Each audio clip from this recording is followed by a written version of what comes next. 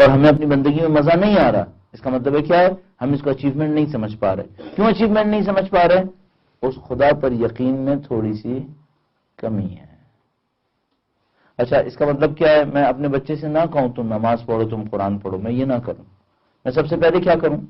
اس کو بٹھاؤں، اس سے کہوں بیٹا ایک دفعہ فیصلہ کر لو خدا ہے یا نہیں ہے۔ میں یہاں سے شروع کروں، اور اپنے بچے کے ساتھ یہاں سے شروع نہ کروں، اپنے ساتھ بھی یہیں سے شروع کروں۔ میں اپنے آپ سے ایک سوال کروں، بھائی تکلفات برطرف، آپ مولوی ہیں برطرف، 28 سال سے لوگ آپ کو مولوی کہہ رہے ہیں، یہ سب اٹھا کے ادھر رکھو، یہ بتاؤ خدا ہے یا نہیں ہے؟ اپنے ذہن سے خود سوچو، خدا ہے یا نہیں ہے؟